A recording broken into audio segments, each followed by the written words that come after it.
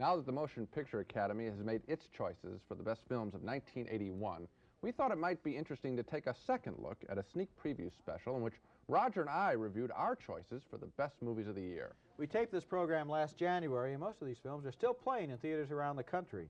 They may not all be Oscar winners, but we think they're the year's best.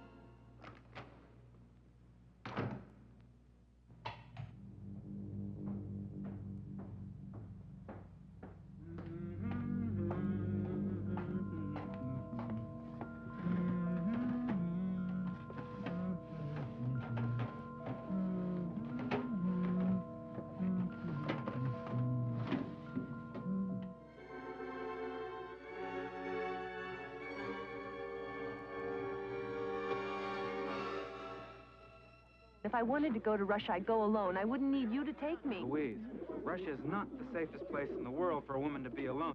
No joke, Willie. The library over there is worth millions. So? And people keep telling me you're a worthless piece of slime. I know who you are. Ah. Then... Kindly allow me to go on my way alone. And please tell no one that you have seen me in this place.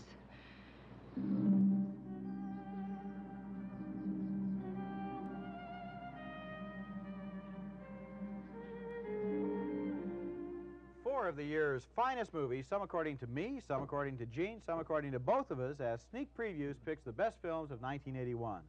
Across the aisle from me is Gene Siskel, film critic of the Chicago Tribune. And this is Roger Ebert, film critic of the Chicago Sun-Times. Now, some of the things you know that are going to happen when you become a film critic are, you're going to see a lot of movies for free, eat a lot of popcorn, and every Christmas time, you're going to get to compile a 10 best films of the year list. It's all part of the job. This is the 13th such list I've compiled. Roger's made 15 over the years. I've noticed a couple of things about critics' best 10 lists. I believe that films released late in the year tend to be placed on the list a little bit more often because they are more fresh in the critic's mind. Another thing I've noticed is that film critics, like most everyone else in America, like to root for the underdog, and so you will often find small and little-known but excellent films grabbing many of the top spots of a critic's top 10 list. Well, let's get on to our choices for the best films of 1981.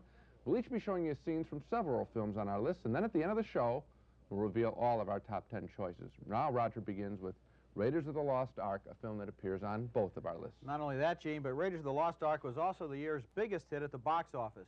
This movie was a lot of fun. It was a non-stop roller coaster of cliffhanging thrills, a glorious recreation of old Saturday afternoon movie serials, pulp adventure magazines, and kids' radio shows. The movie starred Harrison Ford as Indiana Jones, a daring archaeologist whose adventures take him digging for treasures around the world. Dr. Jones, again we see there is nothing you can possess which I cannot take away. Too bad the Jovitos don't know you the way I do, Belloc. Okana Matuso! Robata!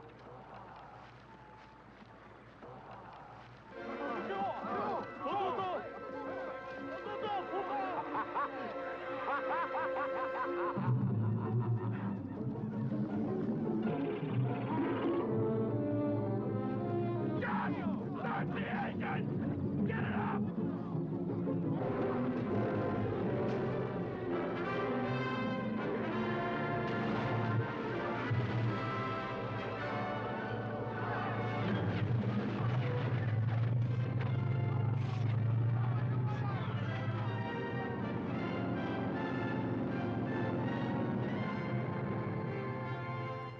And then when he gets into that plane, there's a poisonous snake in the cockpit. This movie doesn't know when to stop. Raiders of the Lost Ark is about as much fun as a movie can be.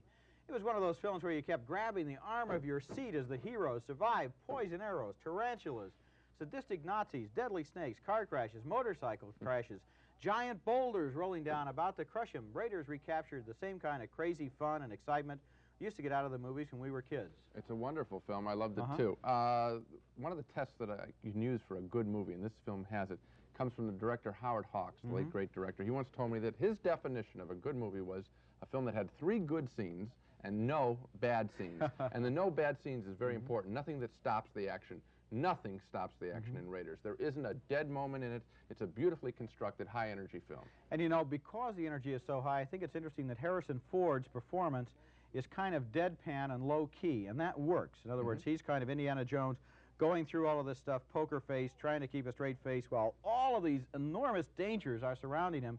If he played it more up and with higher energy, it would make the film so manic that you wouldn't be able to stand it, I think. It is the year's most entertaining film, directed by Steven Spielberg. Now, my first selection is a film written and directed by one of the writers of Raiders of the Lost Ark, Lawrence Kasdan, and what a year he's had.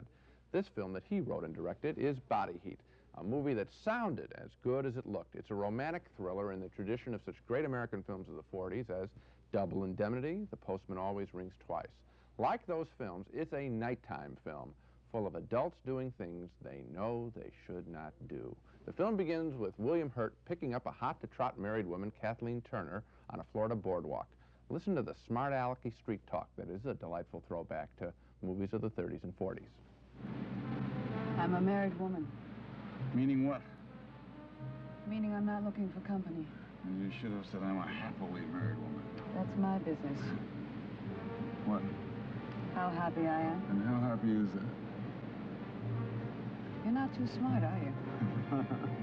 I like that in a man. What else do you like? Lazy, ugly, horny? I got them all. You don't look lazy. Tell me, does chat like this work with most women? Some, if they haven't been around much. I wondered. Thought maybe I was out of touch. Come on, I buy you a drink. I told you, I've got a husband. I'll buy him one, too. It's interesting how that line at the beginning of the film, I'm a married woman, always in the movies, it seems to lead to a bedroom scene, right? Well, they do get it on, as Body Heat tells a very tricky story of lust and treachery. So many films this year seem pitched directly at the teenage market, but Body Heat was refreshingly adult, and that's why it made my top 10 list. It made my top 10 list, too. One of the things I liked best about it was the labyrinthine plot. Yes. It was so complicated, so clockwork in its mechanism. Goes in deeper and deeper, and you figure it out this way, then you figure it out that way, then there's a surprise at the end. And then coming out of the film, even half an hour later, you're thinking about how things at the beginning kind of foreshadowed stuff at the end. It was great fun. I think that it's a legitimate test for film critics. If we're fooled, if we're tricked, and we've seen them all, if a film can still do that to us, can really get us caught up in a conventional way, I think that's a terrific achievement. I got some calls from people who wanted to know about the last shot in the movie, not because it wasn't clear, but because they just couldn't believe that that's what she had really done. Exactly. And that's a tribute, caring about the characters when the movie's over. Now we come to Reds, which is an intelligent, ambitious epic by Warren Beatty. Made my best 10 list, but it didn't make Gene's this year. Reds tells the story of John Reed, an American journalist who was an eyewitness to the Russian Revolution. I admired it not only because of Beatty's personal audacity in even making an epic about a relatively unknown American leftist, but also because the movie did the best job of any epic since Dr. Zhivago of combining politics and violence with a great love story. I know you're doing work here, that's good, but you gotta have enough sense if you're trying to build up your reputation as a journalist to be in the right place at the right time. I appreciate your advice. Well, the place to be now is Russia. You don't have to tell me what's happening in Russia. I read the papers. Well, come with me. I want to work together as partners. I don't want a partner, and if I wanted to go to Russia, I'd go alone. I wouldn't need you to take me. Louise, Russia is not the safest place in the world for a woman to be alone. You may be a hell of a journalist, but that doesn't mean... She refuses at first, but then she's swept up by Reed's visionary idealism. Excuse me. Now, here's the thing. I'd be a fool not to take you up on this offer, so here's what I want. I want to sign my own name to my own stories, and I don't want to use a double byline. I want to be responsible for my own time and my own actions. I want to be referred to as Miss Bryant and not Mrs. Reed, and I want to keep an account of every cent we spend so that I can pay you back. Now, I assume you know that I'm not going to sleep with you, so just don't confuse the issue by bringing it up. That's it. Fine. Good. Diane Keaton has a lot of fire and conviction in this film.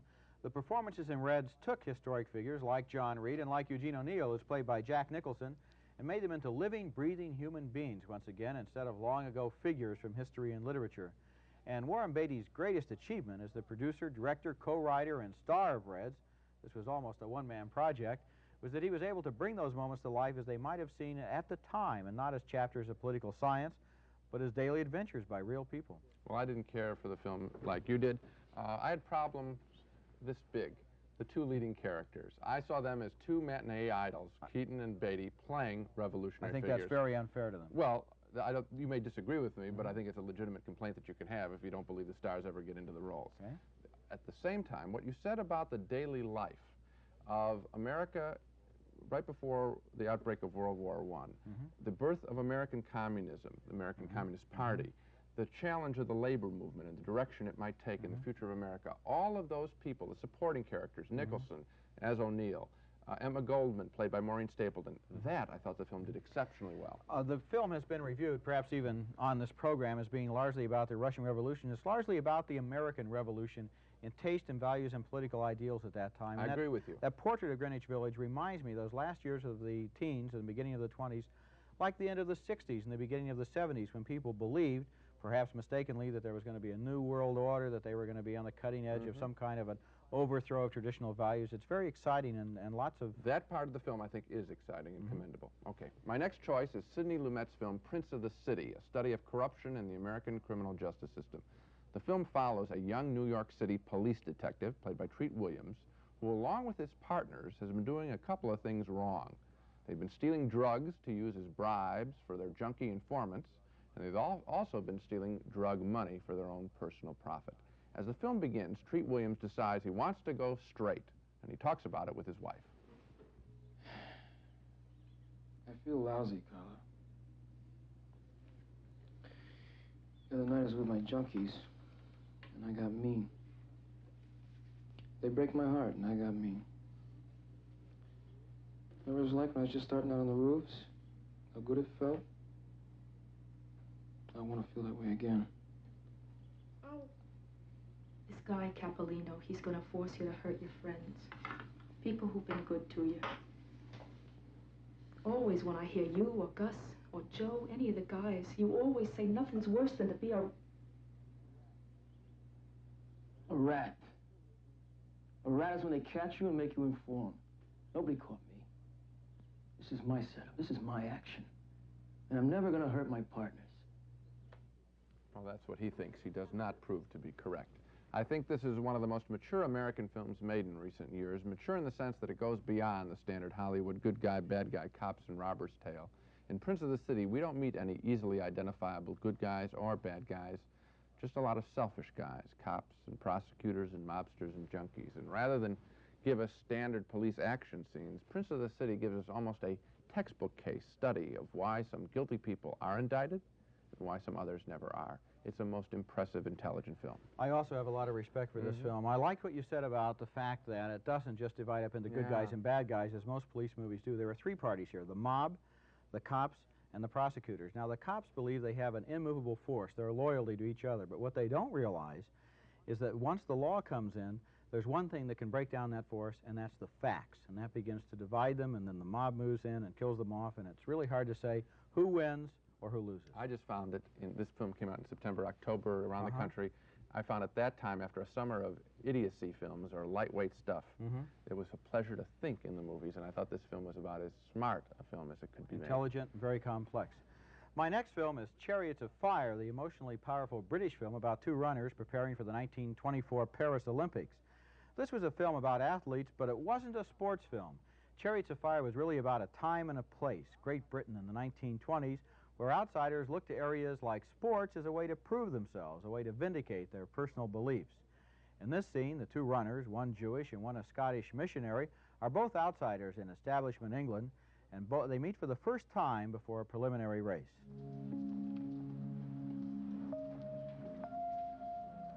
Mr. Abraham? Mr. Little. I'd like to wish you the best of success. Thank you. And may the best man win.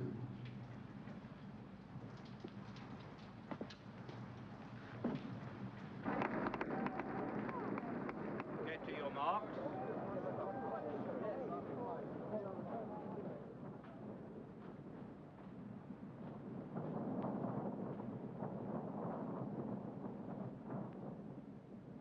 Get set.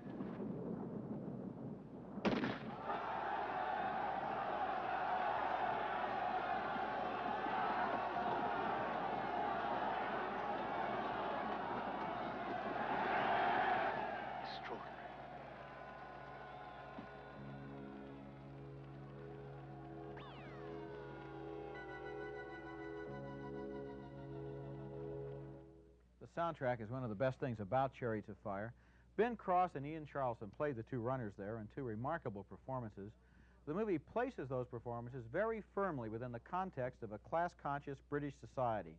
There are harsh and unforgiving portraits of such establishment figures as the Prince of Wales, the masters of Cambridge colleges, but there's also the vitality and drive of those two young men who want to win for the glory, but also for their own self-esteem. You know what I thought of this film? Today, sports are in the news for what? Salaries, right? The cost of the players, the cost of the teams. This film, in its own way, did remind us of what sports and athletic competition at least was about and maybe should always be about. Competition, excellence, making the body do more. You know, the running scenes in this film really excited me, and that despite the fact that these actors were not especially good runners, because we knew why they were running. We had a stake in it. It wasn't just who will win the race, which is the bottom line in a lot of sports movies, but why they're running and how they will feel about it. That's right, why they're running. That was very good and ran throughout the whole picture. My next choice is the strange and wonderful documentary about pet cemeteries in California, Gates of Heaven, a film that consists of interviews with the founders, operators, and clients of the Bubbling Well Pet Memorial Park in the Napa Valley just north of San Francisco. And here are a couple of the clients, a husband and wife, who talk about their pet's death. As you will see, the wife does almost all of the talking about their late dog. Then he came out of it, and he was perfectly normal and racing through Golden Gate Park along the Ocean Beach. And then just as suddenly, we took him over for a checkup to recheck the prior prognosis, and they said that they thought he was all right. He came home on a Wednesday afternoon, and I can recall he was so relieved to get out of that veterinarian office, having been in there all day, that he had a habit, to me, I always got a kiss on the knee area, and I recall that as probably the last time I remember him doing that. And then just as suddenly as the kiss, he seemed to go right down, and we kept phoning the vets, and they said, well, not to worry, that they didn't particularly like to eat when they were under medication to just start, but to bring him in on Monday. But before that happened, we ran him to the all-animal emergency hospital, and the Dr. Benjamin there, it was too late. He was gone by then, so he just passed away on the Sunday after it.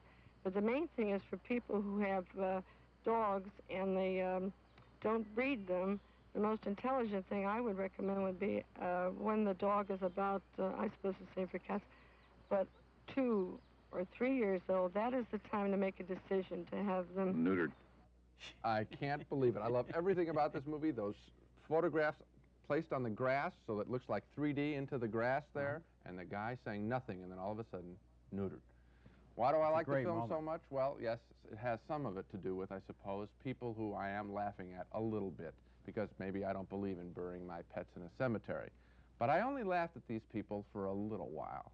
And then this strange film began to work its magic on me, because it became then more of a portrait of what some people, oh, they might call it strange behavior, but I began to think, what's so wrong about these people loving something so much? And then I began to notice that all the people interviewed had one thing in common. They all loved something very much. The people burying their pets loved their pets. One of the sons of the owner of the cemetery who was interviewed, he loves his guitar. The other son loves his salesmanship trophies. And the owner loves, well, he loves to make a profit. That's what Gates of Heaven is about. People in love with something other than another person. It truly is a film I don't think I'll ever forget. This film is also on my best 10 list. It is a mysterious film. I can see it again and again. I've seen it 3 times. I get more deeply into it every time. The choice of words, the choice of shots, the choice of people, the choice of fantasies that they have about their pets and beliefs. And it seems to me also, in addition to love, the underlying loneliness. These are lonely people, and I don't laugh at them. They're lonely just like everyone's lonely. It's a terrific film. You just listen to the language. A film that draws you, not with special effects, language. We're going to look now at another film that uses language that draws into the film. It's my #1 film this year, and it's also an unusual choice. A movie that fascinated me the first time I saw it, and it still amazes me after a couple of additional viewings, even though it breaks all the rules of movie drama. It's called My Dinner with Andre, and the title describes it. The entire movie is basically a long conversation over dinner between two old friends, Andre Gregory and Wallace Shawn, who play themselves in this movie. In this scene, they're analyzing the way that modern conveniences cause us to lose touch with our human natures. For example, Andre Gregory believes you shouldn't ever use an electric blanket. Turn on that electric blanket and it's like taking a tranquilizer. It's like being lobotomized by watching television. I think you enter the dream world again. I mean, what does it do to us, Wally, living in an environment where something as massive as the seasons, or winter or cold, don't in any way affect us? I mean, we're animals after all. I mean, what does that mean? I think that means that instead of living under the sun and the moon and the sky and the stars, we're living in a fantasy world of our own making. Yeah, but I mean, I would never give up my electric blanket, Andre. I mean, because New York is cold in the winter. I mean, our apartment is cold. It's a difficult environment. I mean, our lives are tough enough as it is. I'm not looking for ways to get rid of the few things that provide relief and comfort. I mean, on the contrary, I'm looking for more comfort because the world is very abrasive. I mean, I'm trying to protect myself because really there are these abrasive beatings to be avoided everywhere you look. There's that wonderful point-counterpoint between Andre Gregory as the intellectual and Wallace Shawn as the ordinary guy. What's going on here? Electric blankets are not all they talk about over dinner. The conversation also touches on giant cabbages, Tibetan monks, weird theatrical rituals by moonlight in Poland, and the accuracy of fortune cookies. Now, underlying all of these topics is a more serious theme, Andre Gregory's conviction that modern life is causing us to lose touch with nature and with our own human natures. Now, you'd think an entire film of conversation would be boring, but I didn't find it that way at all. My Dinner with Andre grows and grows on you, becomes spellbinding. It's a great film. While we were watching that scene, you said a great thing to me. You'd like to see this film every 5 years just to keep in touch, and I think I know what you want to keep in touch with.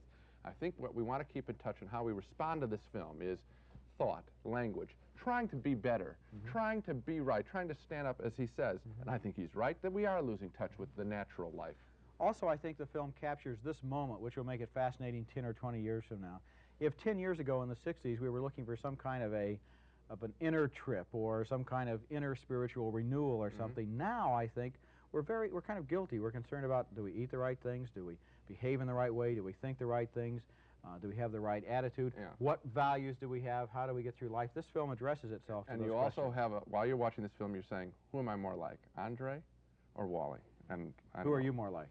You know, Andre. I thought so. Me too. Okay. Oh, that's interesting. All right. My #1 film of the year is Milos Forman's Ragtime, a remarkably concise portrait of the American national character, while telling the story of a black man who goes on a rampage against some bigoted firemen who have vandalized his prized possession, a new Model T car.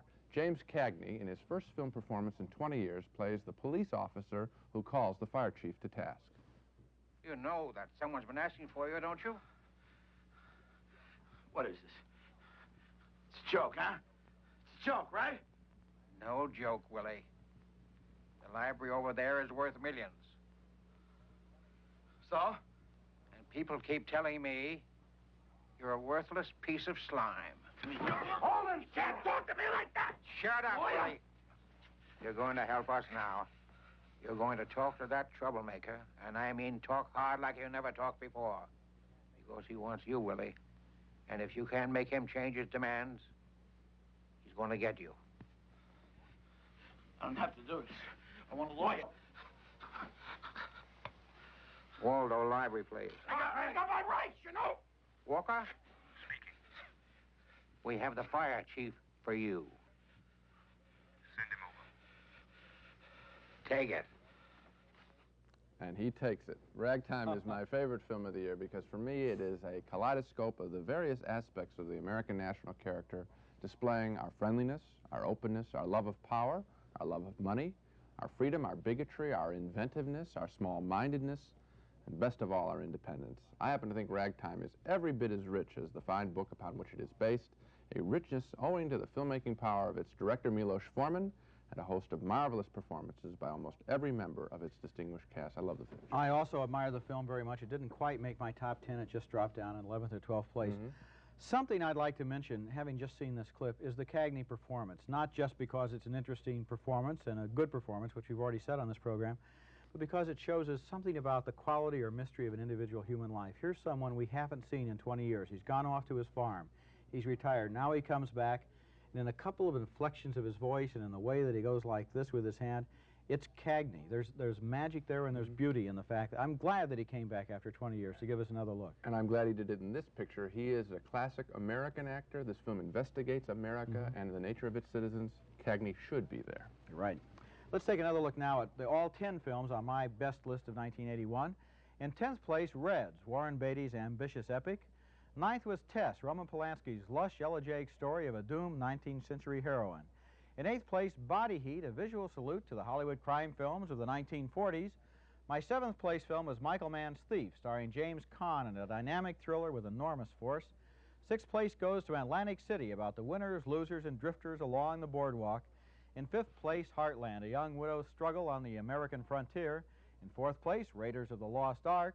3rd was Gates of Heaven, that fascinating documentary about pet cemeteries. 2nd place, Chariots of Fire, the British film about two runners in the 1924 Paris Olympics. And my choice for the year's best film, My Dinner with Andre, a brilliant exercise of the art of conversation. And now for my list. In 10th place, The French Lieutenant's Woman, Meryl Streep and Jeremy Irons in an adaptation of John Fall's romantic novel. Number 9, Body Heat. In 8th place, Melvin and Howard, which is a 1980 film as far as the Academy Awards are concerned, but which opened in more American cities this year. It's an American picaresque of the Howard Hughes and the Mormon Will. Number 7, Prince of the City. And number 6, Bye Bye Brazil, The Portrait of a Nation, and a traveling carnival of entertainers, all in transition. Gates of Heaven is number 5, and number 4, Mon Oncle de Marique, Alain René's study of why we behave the way we behave.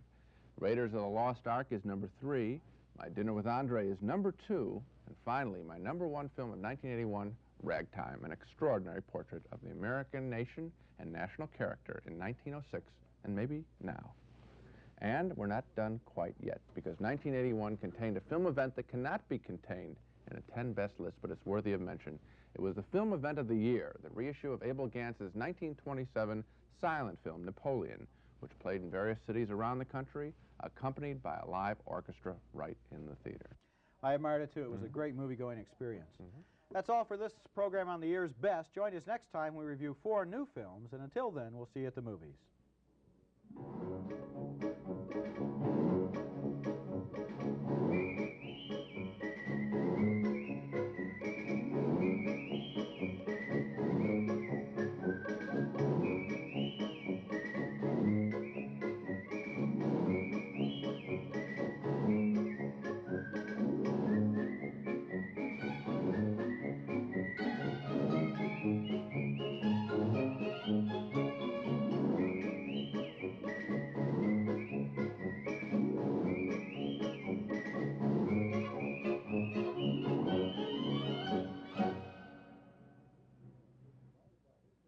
Funding for sneak previews was provided by this station and by other public television stations.